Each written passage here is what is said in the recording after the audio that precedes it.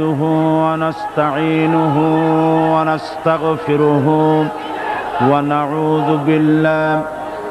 ونعوذ بالله من شرور أنفسنا ومن سيئات أعمالنا من يهد الله فلا مضل له ومن يضلل فلا هادي له ونشهد أن لا إله إلا الله وحده لا شريك له ونشهد أن سيدنا وحبيبنا ومولانا محمدا عبده ورسوله الذي أرسله بالحق بشيرا ونذيرا وداعيا إلى الله بإذنه وسراجا منيرا فقد قال الله تعالى في كلامه المجيد وفرقانه الحميد أعوذ بالله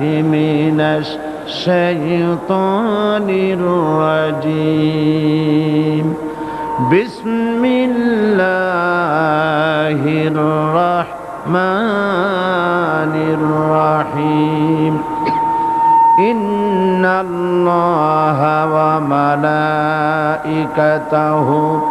يصلون على النبي يا أيها الذين آمنوا صلوا عليه وسلموا تسليما اللهم صل على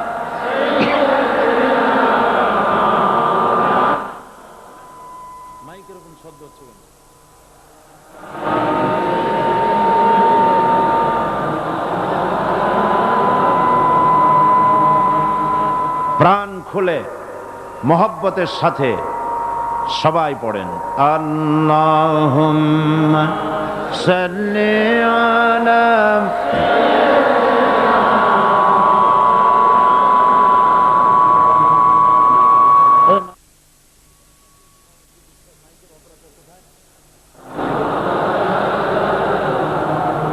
বালাগাল উলা বিকামালিহি كشف الدجى بجماله حسنت جميع خصاله صلوا عليه मुझे कुछ मिले या न मिले मोहम्मद मिले यानी वो शई जिससे अल्लाह मिले बलगल उला बिकमालिही कशफत दुजा बिजमालिही हसनत जमीअ खसालिही सल्लु अलैहि ये तेरी मेराज थी कि तू लोहो कदम तक पहुँचा और मेरी मेराज है कि मैं तेरे कदम तक पहुँचा बलगल उला बिकमालिही कशफत दुजा बिजमालिही हसनत जमीअ खसालिही सल्लु अलैहि اللهم آمين ربنا ظلمنا أنفسنا وإن لم تغفر لنا وترحمنا لنكونن من الخاسرين আয় আল্লাহ তাআলা চট্টগ্রাম আউটার স্টেডিয়াম ময়দানে ইসলামী সমাজ কল্যাণ পরিষদ কর্তৃক আয়োজিত 3 দিন ব্যাপী তাফসীরুল কোরআন মাহফিলের আজকের এই প্রথম দিনে লাখো জনতা নিয়ে তোমার দরবারে হাত তুলেছি মেহেরবানি করে দুরূদ ও সালাম টুকুন সোনার মদিনায় রাসূল করিম সাল্লাল্লাহু আলাইহি ওয়াসাল্লামের রূহ মুবারকে পৌঁছে আয় আল্লাহ আজ এই লাখো জনতা একদিকে শোকাহত আর একদিকে তোমার শুকরিয়ায় নতশির হয়ে তোমার দরবারে হাত তুলেছি। শোকাহত এই জন্যে 5 দিনের মাহফিলের 2 দিন থেকে মাহরুম হয়ে গেল। লক্ষ লক্ষ জনতাকে কোরআন শোনা থেকে যারা মাহরুম করে দিল রব্বুল আলামিন, তোমার দরবারে তাদের হেদায়েত কামনা করি। সারা পৃথিবী থেকে মানুষেরা টেলিফোন করে জানতে চেয়েছে কাবা শরীফে মদিনা মুনাওয়ারায় মানুষেরা কেঁদে কেঁদে হয়রান হয়ে গেছে, চট্টগ্রাম তাফসীর হবে না।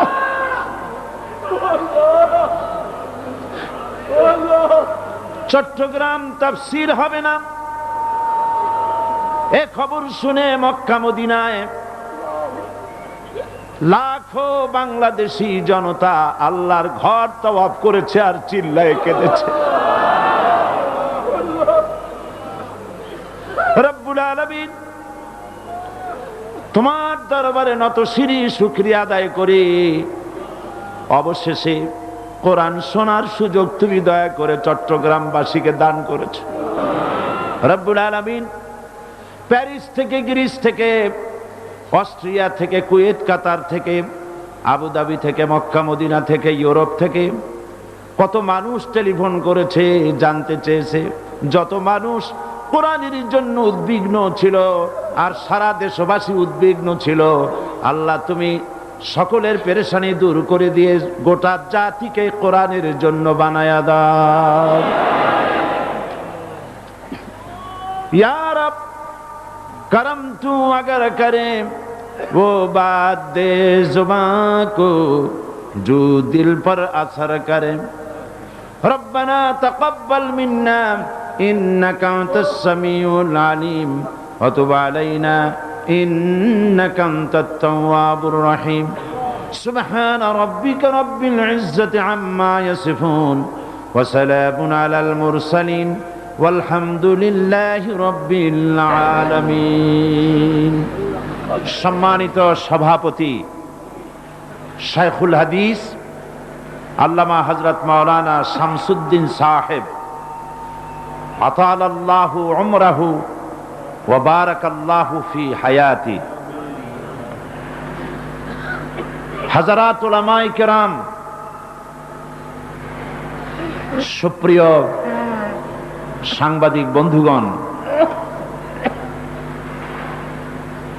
বীর চট্টলার সংগ্রামী তৌহিদি জনতা, ভারত বার্মা থেকে আগত মুসলমান ভাইয়েরা, বাংলাদেশের বিভিন্ন জেলা থেকে আগত তৌহিদি জনতা, পর্দার আড়ালের আমার সম্মানিত মা এবং বোনেরা, আসসালামু আলাইকুম ওয়া রাহমাতুল্লাহি ওয়া বারাকাতুহু। মহান আল্লাহ রব্বুল ইজ্জত ওয়াল জালাল, তার দরবারে লাখো কোটি সুজুদ পেশ করছি, নতশিরে শুকরিয়া আদায় করছি। আমরা সকলে পড়ছি আলহামদুলিল্লাহ। সবাই পড়েন রব্বানা লাকাল হামদ হামদান কাসীরান তাইয়্যিবান মুবারাকান ফীহি ইয়া রাব্বি লাকাল হামদু কামা ইয়ানবাগি লিজালালি ওয়াজহিকা ওয়া আযীমি সুলতানিকা। প্রিয় বন্ধুগণ, আল্লাহ পাকের দরবারে শুকরগুজার হচ্ছি। কোরআনে কারীমের তাফসীর মাহফিল অবশেষে চট্টগ্রামে অনুষ্ঠিত হতে পারল। প্রাণ খুলে আমার রবের সামনে মাথা নিচু করে বলছি আলহামদুলিল্লাহ, আলহামদুলিল্লাহ। রব্বানা কারীম,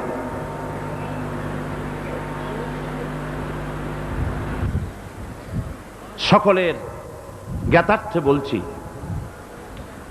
পবিত্র কোরআন তাফসীর মাহফিলে পবিত্র কোরআন তাফসীর মাহফিল জামাত শিবিরের কোনো একক সম্পদ নয়।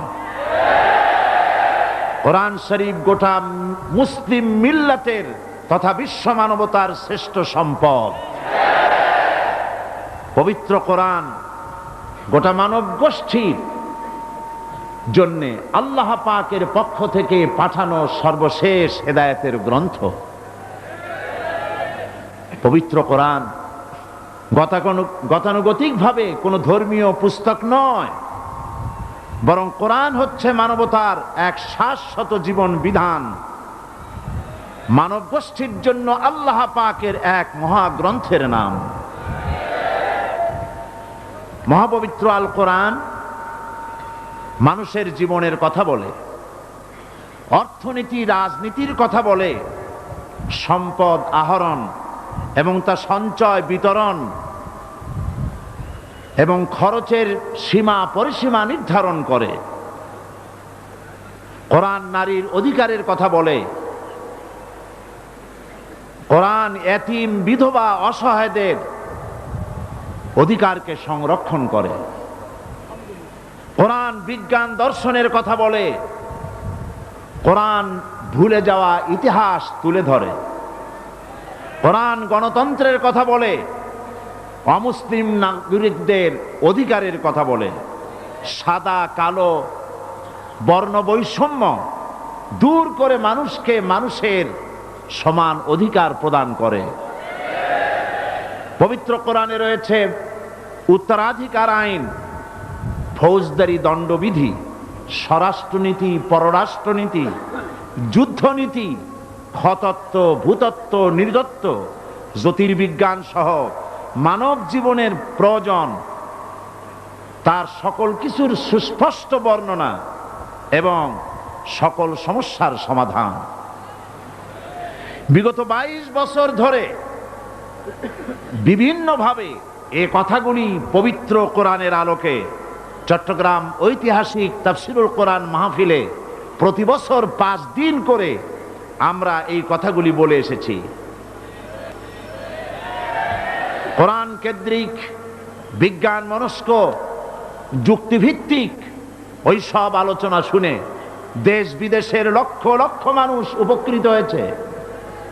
দিশাহারা মানুষ পথের দিশা পেয়েছে, চরিত্রহীন চরিত্রবান হয়েছে, বেনামাজি নামাজি হয়েছে, সুদখোর সুদ ছেড়েছে, ঘুষখোর ঘুষ ছেড়েছে।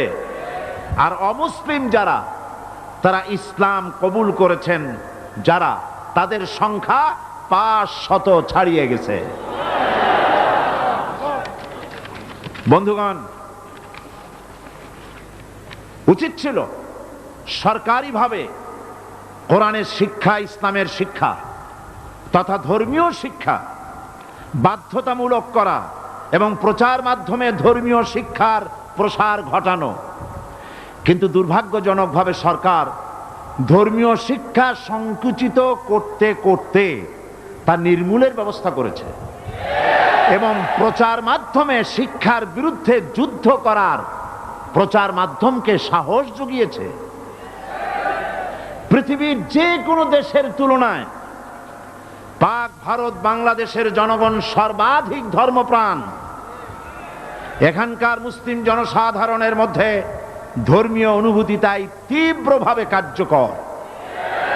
কারণ এই 3টি দেশের ওলামা, পীর মাশায়েখ ও ইসলামী চিন্তাবিদগণ বছরের পর বছর, শতাব্দীর পর শতাব্দী ধরে এই উপমহাদেশের জনগণকে কোরআন তথা ইসলাম বোঝাবার জন্য ব্যাপকভাবে ওয়াজ মাহফিল, তাফসীর মাহফিল, সিরাত মাহফিল করেছে এবং ইসলামী আন্দোলন করেছেন এবং তারা ইসলাম প্রচারের জন্য প্রতিষ্ঠা করেছেন অসংখ্য মাদ্রাসা আর গড়ে তুলেছেন ইসলামী সাহিত্যের বিশাল ভান্ডার। চট্টগ্রাম ঐতিহাসিক তাফসীরুল কোরআন মাহফিল আমাদের সেই সব যুগশ্রেষ্ঠ ওলামা, পীর মাশায়েখ এবং ইসলামী চিন্তাবিদদের ইসলাম প্রচারের ধারাবাহিকতা। বর্তমান আওয়ামী সরকার 1996 সনে তাদের তখনকার নির্বাচনী স্বার্থের খাতিরে এই তাফসীর মাহফিলে যাতে লক্ষ লক্ষ জনতা কোরআন শরীফের তাফসীর নির্বিঘ্নে শুনতে পারে সেজন্য পূর্ব ঘোষিত হরতালকে শিথিল করে দিয়েছিল। সত্য কিনা? সত্য কিনা? কিন্তু আজ তারাই আবার ক্ষমতায় গিয়ে অতীত ভুলে গিয়ে দেশীয় নাস্তিক মোরতাদ জাতীয় এক শ্রেণীর বুদ্ধিজীবী এবং ভারতকে খুশি করার জন্যে দেশপ্রেমিক মুসলিম পুলিশ বাহিনীকে তাদের ইচ্ছার বিরুদ্ধে এবং তার নিজস্ব ছাত্র সংগঠন তথাকথিত সোনার ছেলেদের তাফসীর মাহফিল ধ্বংস করার জন্য লেলিয়ে দিয়েছে। তারা প্যারেড ময়দানে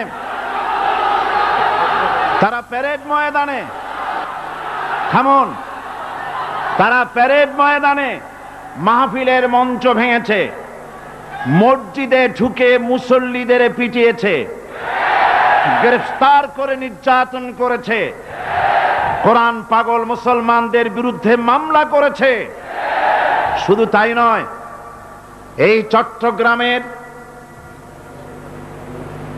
দল মত নির্বিশেষে সকলের কাছে শ্রদ্ধাভাজন আল্লাহর ওলি শাইখুল হাদিস মাওলানা শামসুদ্দিন সাহেবের মতো মানুষকে জননিরাপত্তা আইনে মামলা দায়ের করে 1 নম্বরের আসামি করেছে।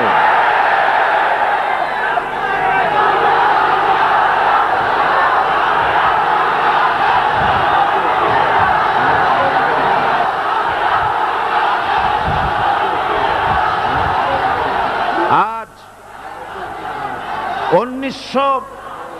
1992 সন থেকে নিয়ে মাওলানা শামসুদ্দিন সাহেব দৃষ্টিহীন, চোখে দেখতে পান না। প্রশাসন কি তা জানেন না? কার নামের সাথে বেয়াদবি করেছেন? আল্লাহ কি নাই? বিচার কি হবে না? এ বেয়াদবির শাস্তি তাদেরকে পেতেই হবে। এক কথায় গত 1টি সপ্তাহ ধরে সরকারের সোনার ছেলেরা এবং পুলিশ প্রশাসন বীর চট্টলার তৌহিদি জনতার বিরুদ্ধে নারকীয় তাণ্ডব চালিয়েছে, কিন্তু তাদের সকল ষড়যন্ত্রের জাল আল্লাহ পাক ছিন্ন ভিন্ন করে দিয়েছেন এবং প্যারেড ময়দানের চাইতে বড় মাঠ আউটার স্টেডিয়ামকে কোরআনের জন্য ওপেন করে দিয়েছেন।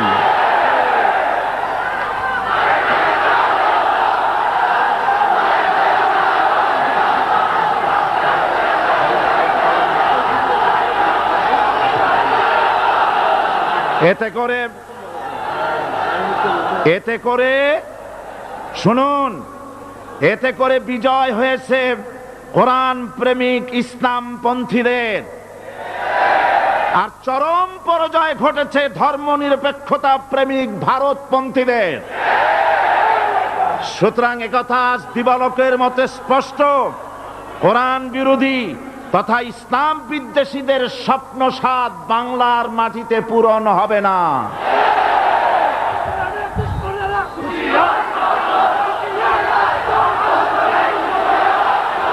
ভূমিকায় আমাকে বলতে দিন ভূমিকায় শেষ কথা বলতে চাই পুলিশ প্রশাসনকে, আগুন নিয়ে খেলা করবেন না। কোরআন হচ্ছে মৌচাক, আর এই যারা বসে আছে সব মৌমাছি। আপনারা কোরআন শরীফ এই মৌচাকে আসুন, আপনারাও এখান থেকে মধু আহরণ করুন, কিন্তু মৌচাকে ঢিল মারবেন না। মৌচাকে ঢিল মারলে এই মৌমাছিরা ভুল ফুটাইয়া তোমাদের বাবার বাড়ি দিল্লিতে পাঠায় দেবে।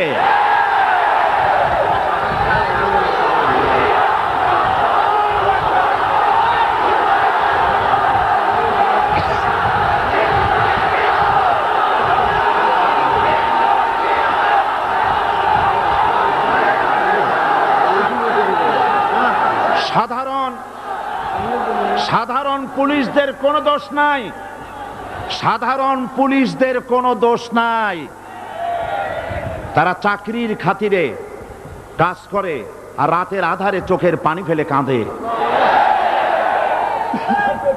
পুলিশ প্রশাসনকে বলছি, গত শুক্রবার চট্টগ্রাম শাহী জুমা মসজিদ থেকে 40 জন নিরীহ মুসল্লিকে গ্রেফতার করে আপনারা জেলে পাঠিয়েছেন।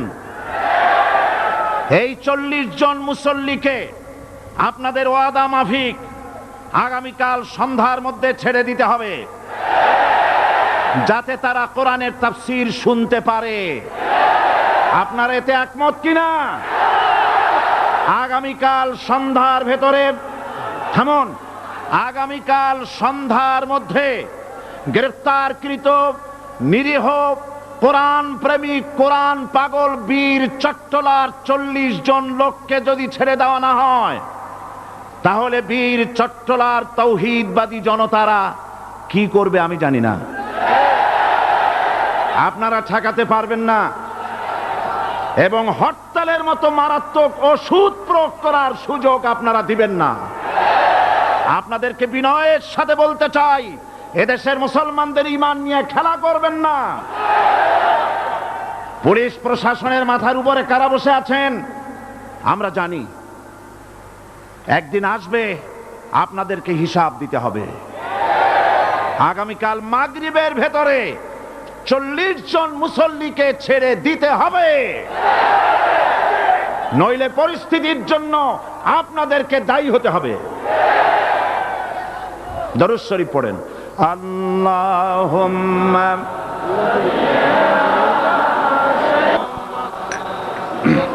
সালাতুন ইয়া রাসূলাল্লাহ আলাইকুম, সালামুন ইয়া হাবিবাল্লাহ আলাইকুম, সালাতুন ইয়া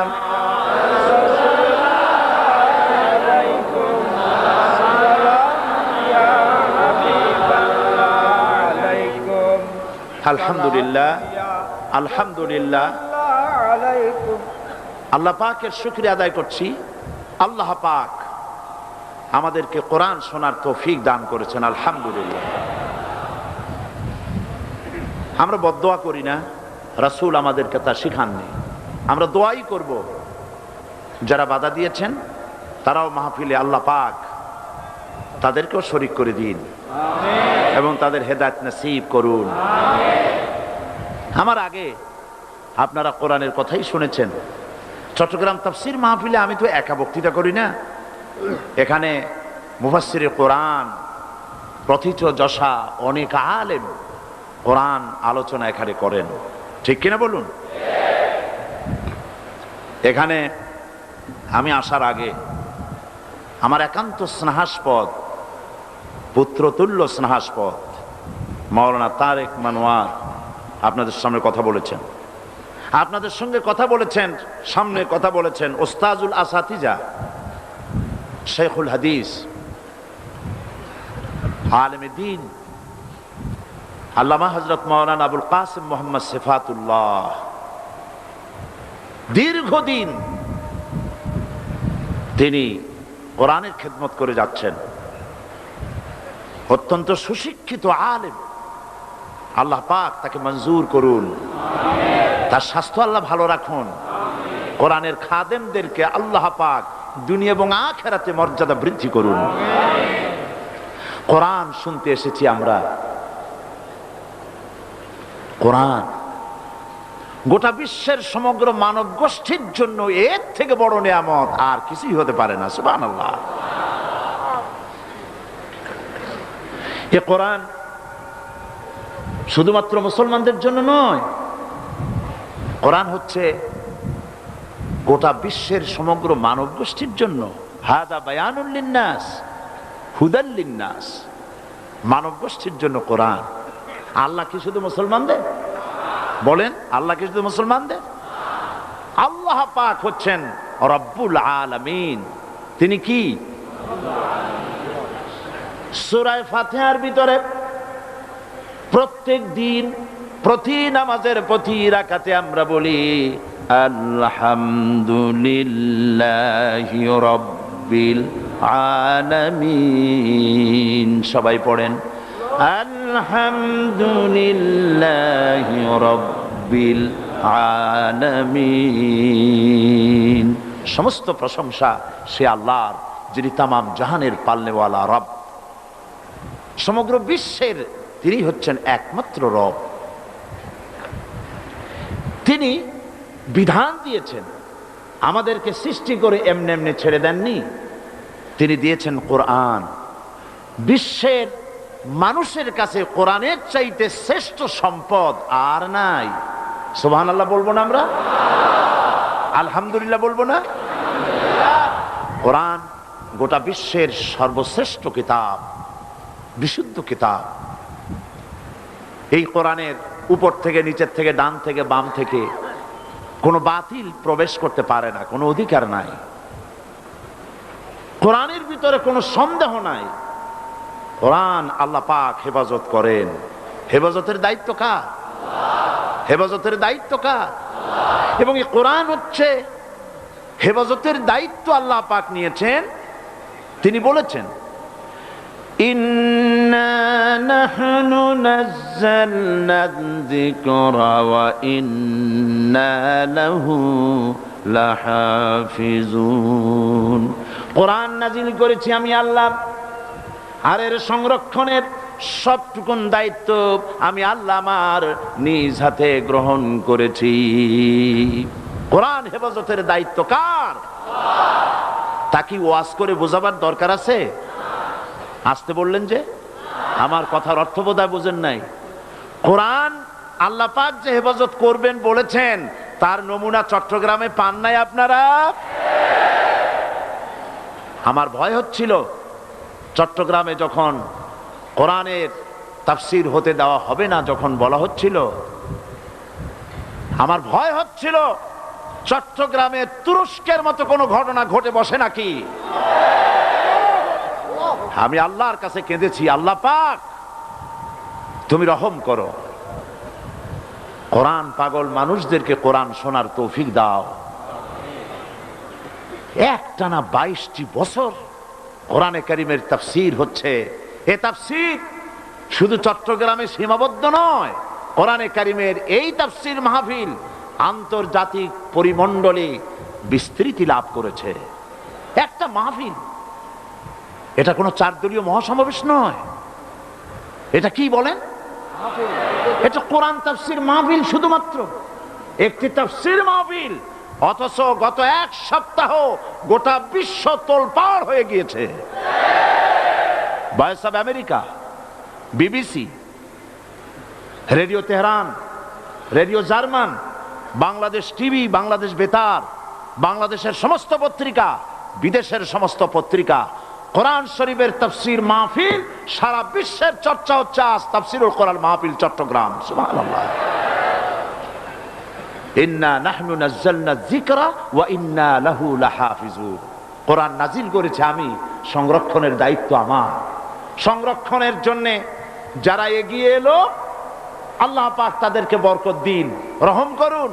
তবে আমি ব্যক্তিগতভাবে মনে করি, চট্টগ্রাম তাফসীরুল কোরআনের মাহফিলের ফাইল আল্লাহ পাক নিজে ডিল করেছেন।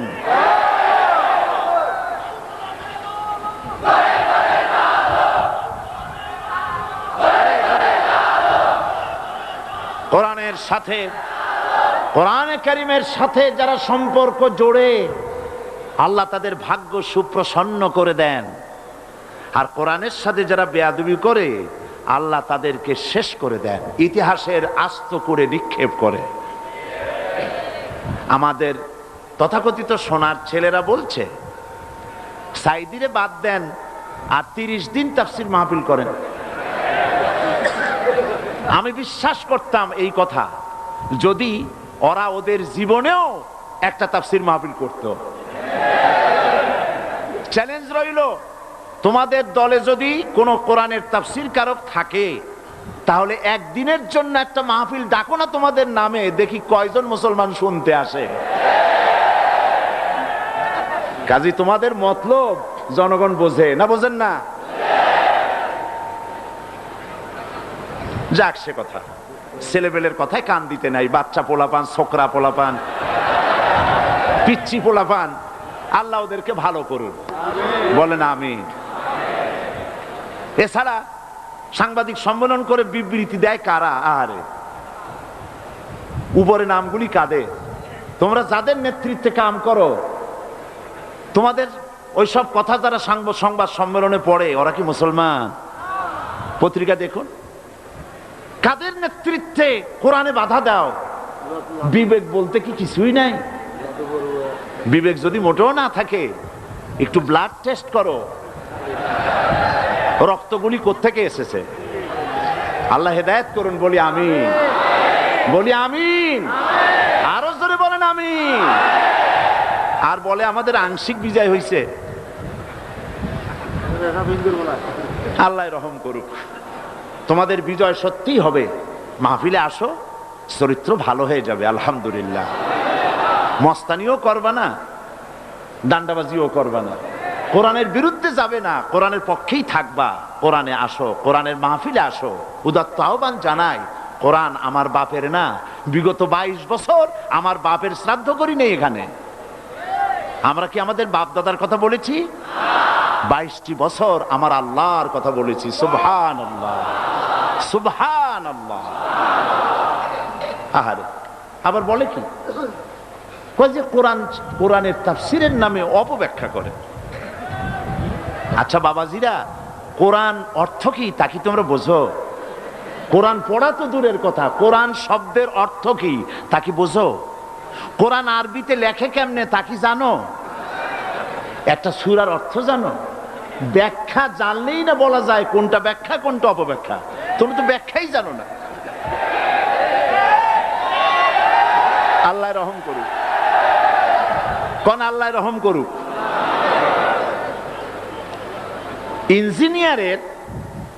ইঞ্জিনিয়ার একটা বিল্ডিং এর প্ল্যান করেছে, সাম্পানের মাঝি এসে যদি বলে এই প্ল্যানে ভুল হয়েছে, কোন তো দেখি কেমন লাগে। ডাক্তার প্রেসক্রিপশন করেছে, উকিল সাহেব এসে বলছে না, ইনজেকশন দিয়ে না, ট্যাবলেট দেন। হাজির তামাশা। তুমি তো এই সাবজেক্টের লোক না, কাজী তোমার এটা বোঝার কথা নয়। তুমি বিভ্রান্ত হয়েছো কারণ তোমার মাথার উপরে কে বসা, কার নেতৃত্বে কাজ করো, সেটা একটু চিন্তা করো। আমি তোমাদের চিন্তা করার সুযোগ দিচ্ছি। তোমরা একটা মুসলমান মায়ের সন্তান, মুসলমান পিতার সন্তান, কোরআনের বিপক্ষে যেও না। বলতেছো তাফসীরের মাহফিলের বিরুদ্ধে যাই না, স্বাধীনতার বিরোধী, হ্যাঁ স্বাধীনতা বিরোধীর বিরুদ্ধে এই করতেছি, কি করতেছি, হ্যাঁ আন্দোলন করতেছি। তো আমার বিরুদ্ধে তোমরা আন্দোলন করতেছো, চট্টগ্রামে আসতে দেবা না। তোমাদের প্রধানমন্ত্রী আর মন্ত্রী পরিষদের গোষ্ঠী সুদ্ধা পার্লামেন্টে আমার বক্তৃতা শোনে।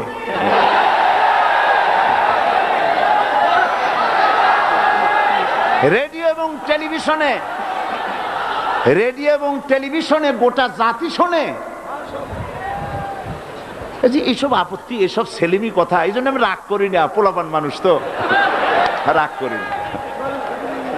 আল্লাহ আমাদের এই পোলাপান গুলিরে রহম করুক, কোন আমি। বাচ্চা মানুষ এরকম করে, আর বাচ্চারা যদি মা বাপের কোলে পেশাব করে, মা বাপ তো ফালাই দেয় না, আমরাও ফালাই দিব না। আমরা প্রাণ ভরে দোয়া করি আল্লাহ রহম করুক। তবে এটাও ঠিক, একেবারে বাচ্চাগুলি কোলে বসে বাপের দাড়ি টানলে বাপ রাগ করে না, কিন্তু বাচ্চা বড় হয়ে যদি দাড়িতে হাত দেয় তাহলে কিন্তু খবর আছে।